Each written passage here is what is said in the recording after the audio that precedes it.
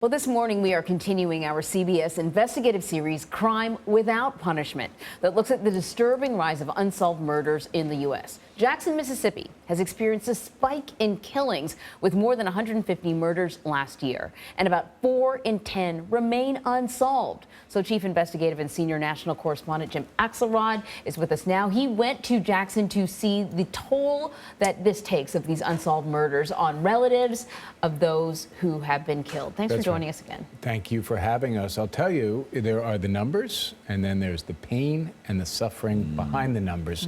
We traveled to Jackson last month to meet with a small group of mothers and fathers who'd lost their sons. What we found was a community seething with frustration that more is not being done to track down the killers of their children.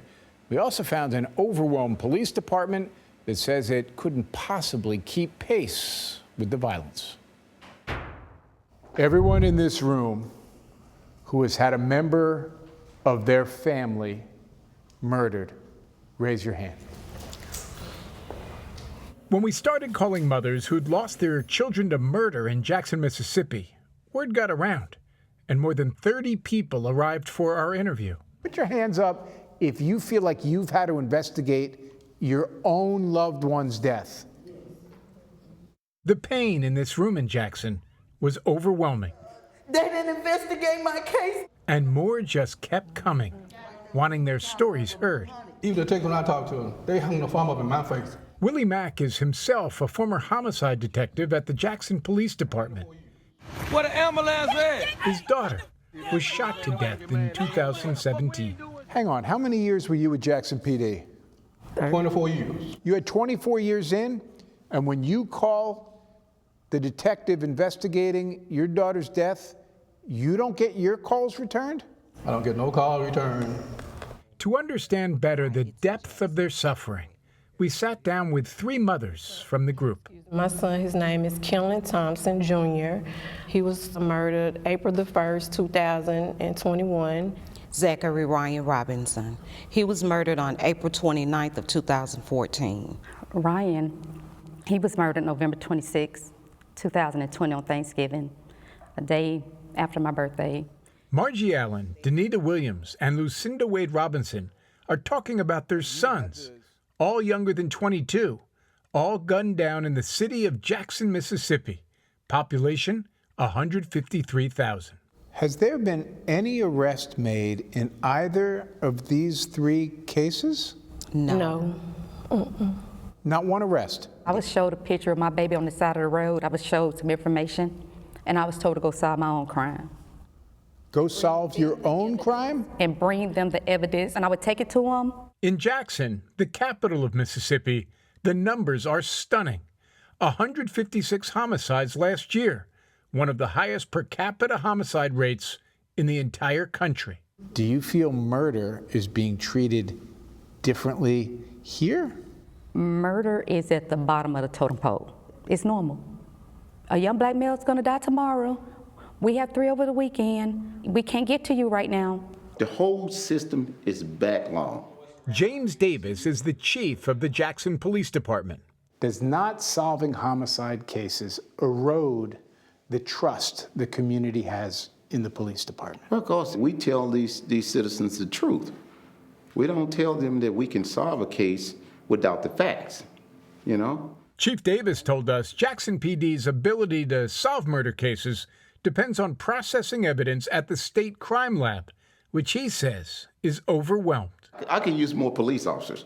I could use more homicide detectives. But if the state is backed up, the court is backed up, we will still have the same problem by developing these cases that we're already doing. FBI research suggests homicide detectives should oversee no more than 5 cases per year. Jackson PD has 8 full-time detectives. That's enough for 40 murder investigations. Last year alone, they had nearly 4 times that number.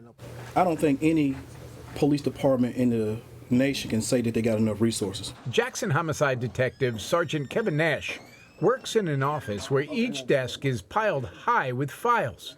He knows that means victims' relatives aren't going to like the pace of solving their loved one's murder. Sergeant Nash, I talked to him and he said, well, you know, a lot of y'all come down here and act like y'all children are perfect. I said, no. I said, first of all, I'm not acting like my child is perfect, but my child did not deserve to be killed in the street. But Sergeant Nash says he and his colleagues are doing the best they can. I'll be honest with you, when your loved one is killed, you can never do enough to solve that case. I call them back when I'm available. It may not be right then when they want to. And remember, if this was your child, you want immediate answers too.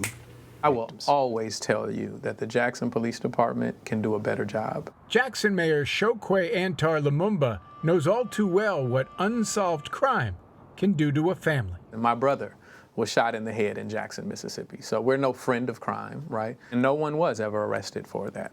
But points out his police department makes arrests in 6 out of 10 cases, above the national average. I get the feeling no matter how often you talk about it, the tears don't stop. No, no. You just lay in bed at night and just cry all night, and you get up and try to fight more to get justice for your child. It's too much. It turns out that 3 weeks after we visited Jackson police, they made arrests in the case of Margie Allen's son a year and a half after his murder. Jackson PD told us it was a long investigation and they simply just kept following the leads. Tomorrow, we're going to bring you the third story in our series, which takes us to Baltimore to focus on possible solutions to help police solve more murder cases. Well, Jim, nothing is going to fill the hole in Margie's heart, but at least with an arrest, perhaps there may be resolution. I understand, it's clear from your story, that the homicide department is under pressure. Sure. But what did the police department say? How did they explain this inability to solve these cases? Well, simply, I think it is a question of, you're sort of drinking water from a fire hose. It is, look, the numbers are the numbers. If the FBI suggests that each homicide detective should handle 5 investigations max to be effective, and if the 8 detectives could handle 40 and you have 4 times that number, I mean, what are you supposed to do? Right. On the other hand, and they are solving it at a higher rate than the national average. Vlad, that's a very important point, and one they were very quick to make, as they should be. Yeah. Look, we are solving homicides at a higher rate than the national average. The pain, however, in that ballroom where we met with all of those mothers was as moving an experience as I've had reporting. It was, and we reached out to a few.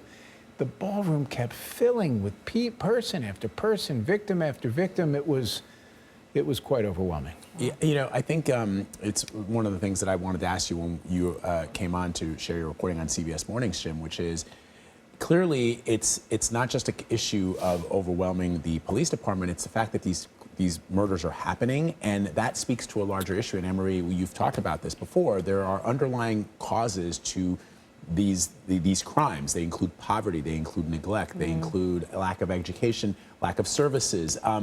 And so if you can throw as many cops at a situation as possible. You both know this from your years as reporters, but unless you fix the underlying infrastructure and foundational problems, it will still always be an issue. And to that point, a number of law enforcement officers across the country told us that it's not just the numbers, it's how homicides occur now. Many more obviously happening through drive-bys, through guns. Right. Think about 50 years ago, there was much more close encounter homicides involving knives.